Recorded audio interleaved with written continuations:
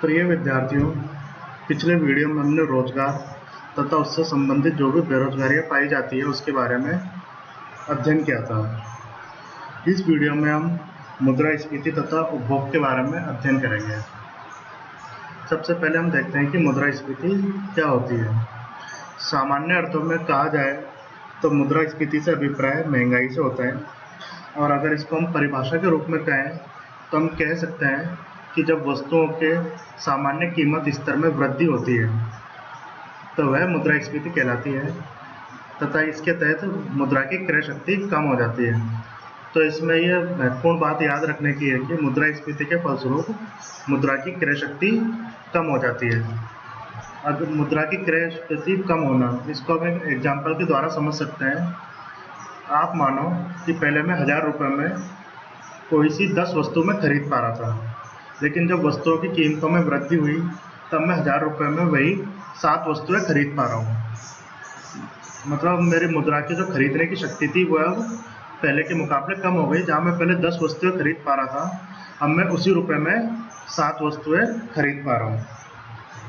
और इसमें आपको ये याद रखना जरूरी है कि जब कुछ ही वस्तुओं की कीमतों में वृद्धि होती है तो वह मुद्रास्फीति नहीं कहलाएगी। मुद्रास्फीति से आशय यही है कि जब सभी वस्तुओं की कीमतों में वृद्धि हो या फिर कीमतों के औसत में वृद्धि हो तो वह मुद्रास्फीति कहलाती है। दूसरा, आपको ये याद रखना जरूरी है कि मुद्रास्फीति को कीमत सूचकांक के द्वारा मापा जाता है, और इसको रेट ऑफ इन्फ्लेशन या स्फीतिक दर के रूप में भी प्रकट किया जाता है। तो जो मुद्रास्फीति में जो आपको महत्वपूर्ण बातें याद रखनी है वो 4 बातें ही हैं। पहला, जब सभी वस्तुओं की कीमतों में वृद्धि हो तो वह मुद्रास्फीति है। दूसरा, इसके तहत मुद्रा की क्रय शक्ति कम हो जाती है। तीसरा, इसे कीमत सूचकांक के द्वारा मापा जाता है। और चौथा, इसे स्फीतिक दर के रूप में प्रकट किया जाता है। अब हम देखते हैं उपभोग। उपभोग समष्टि तथा व्यष्टि अर्थशास्त्र में उपभोग के अलग अलग मतलब लिए गए हैं। व्यष्टि अर्थशास्त्र में तो उपभोग से अभिप्राय उपयोगिता से लिया गया है। यदि हम किसी वस्तु का उपभोग करते हैं और उसके उपभोग करने से हमें संतुष्टि प्राप्त हो रही है या उपयोगिता प्राप्त हो रही है तो वह उपभोग कहलाएगा। समष्टि अर्थशास्त्र में उपभोग से अलग मतलब लिया जाता है। इसमें कहा जाता है कि जब उपभोक्ता बाजार से कोई वस्तु खरीदता है अपने उपभोग के लिए तो वह उपभोग कहलाता है। तो इसको हम ये कह सकते हैं कि राष्ट्रीय आय के उस भाग को हम उपभोग कहते हैं जो उपभोक्ता द्वारा अंतिम वस्तुओं के लिए खर्च किया जाता है। जब उपभोक्ता बाजार से कोई अंतिम वस्तु खरीदने के लिए जो पैसा खर्च कर रहा है तो वह उपभोग कहलाता है। अब हम देखते हैं कि जो उपभोग है ये बहुत सारे तत्वों पर निर्भर करता है, जैसे कि उपभोक्ता की आय पर निर्भर करता है, जो उसकी पसंद है उस पर निर्भर करता है, परिवार के आकार पर निर्भर करता है कि उसके परिवार की साइज कितनी बड़ी है। दूसरा, कि उसका भविष्य में कीमत परिवर्तन हो सकता है, नहीं हो सकता है, कि उसको अपने लिए कितनी बचत रखनी है, कितना उसको निवेश करना है, भविष्य के लिए भी वो अपने उपभोग उसका निर्भर करता है। पर हम देखते हैं कि उपभोग का जो सबसे ज़्यादा प्रभाव है वो आय का पड़ता है। अतः हम ये कहते हैं कि जो उपभोग है वो आय का फलन होता है। तो हम कह सकते हैं कि consumption is the function of income. यहाँ जो सी है, सी का मतलब उपभोग है, एफ का जो मतलब है वो फलन से दिखाया गया है, और वाई का मतलब यहाँ पर आय है।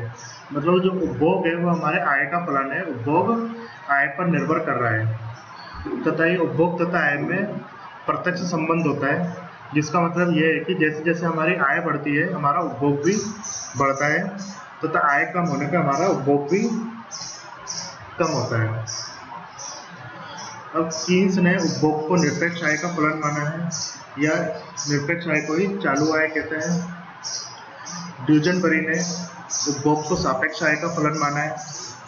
मिल्टन फ्रीडमैन ने उपभोग को स्थायी आय का फलन माना है।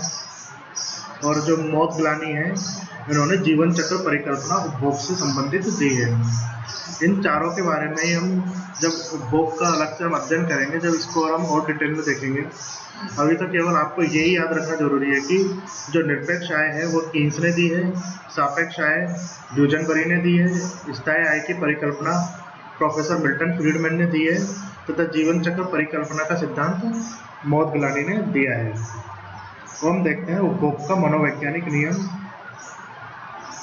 या उससे पहले हम ये देखते हैं कि जो उपभोग है वो राष्ट्रीय आय में से अगर हम बचत को घटा दें तो वह उपभोग कहलाता है, या हम ये भी कह सकते हैं राष्ट्रीय आय में से अगर हम राष्ट्रीय बचत को घटा दें तो वह उपभोग कहलाता है। अब हम पहले देख चुके हैं कि जो हमारा बचत है वह निवेश के बराबर होता है। इसका मतलब यह है कि व्यक्ति जो भी बचत करता है वह उसको पूरा का पूरा निवेश कर देता है।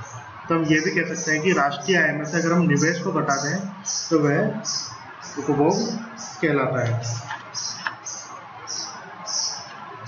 अब हम उपभोग के मनोवैज्ञानिक नियम के बारे में पढ़ते हैं।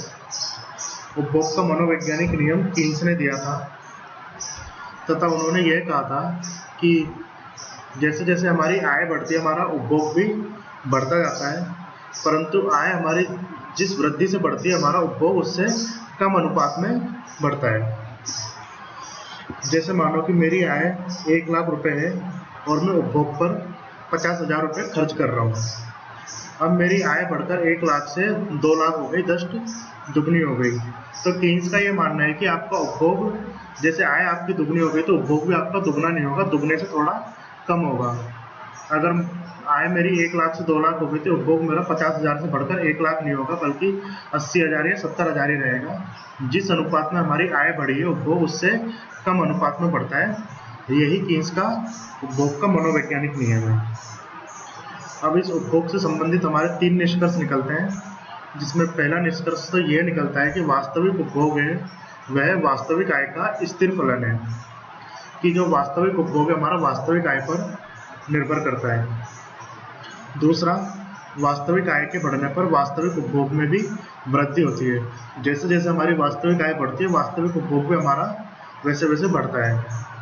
तीसरा, हम देखते हैं कि वास्तविक आय में जितनी वृद्धि होती है वास्तविक उपभोग में उसकी तुलना में कम वृद्धि होती है। अब हम उपभोग तथा आय में संबंध को देखते हैं। इसमें पहला संबंध तो हम ये देखते हैं कि जो उपभोग तथा जो आय का अनुपात है उसको हम औसत उपभोग प्रवृत्ति कहते हैं या एपीसी कहते हैं। उपभोग तथा आय के अनुपात को हम औसत उपभोग प्रवृत्ति कहते हैं। कुल उपभोग हुए तथा कुल आय के अनुपात को औसत उपभोग प्रवृत्ति कहते हैं। दूसरा हमारा संबंध है कि उपभोग में परिवर्तन और आय में परिवर्तन का अनुपात हमारा सीमांत उपभोग प्रवृत्ति कहलाता है, कि उपभोग में जितना परिवर्तन हो रहा है बटा आय में जितना परिवर्तन हो रहा है वह हमारा सीमांत उपभोग प्रवृत्ति है। अब हम ये देखते हैं कि सीमांत उपभोग प्रवृत्ति है, इसको delta C upon delta Y कहते हैं तथा इसका मान 0 से 1 के बीच में होता है, कि जो इसकी वैल्यू है 0 से कम नहीं हो सकती, 1 से ज़्यादा नहीं हो सकती, इसके बीच में ही रहता है। 0 का मतलब तो ये है कि वह उपभोग कुछ नहीं कर रहा, और 1 का मतलब ये है कि वह संपूर्ण आय का उपभोग कर रहा है। सीमांत उपभोग प्रवृत्ति से ज्ञात होता है कि आय के बढ़ने पर उपभोग में कितनी वृद्धि होगी। वास्तविक आय के बढ़ने पर उपभोग में उसकी तुलना में कम वृद्धि होगी, इसलिए सीमांत उपभोग प्रवृत्ति 0 से अधिक परंतु 1 से कम होती है। और दूसरा इन्होंने बताया है कि अल्पकाल में एमपीसी तथा आय में विपरीत संबंध होता है। इसका मतलब यह है कि जैसे जैसे हमारी आय बढ़ती है हमारी एमपीसी कम होती जाती है। अल्पकाल में तो एमपीसी और आय में विपरीत संबंध है, जबकि दीर्घकाल में एमपीसी हमारी स्थिर हो जाती है। इसका मतलब यह है कि दीर्घकाल में आय जिस अनुपात में बढ़ती है उपभोग भी उसी अनुपात में बढ़ता है। Thank you.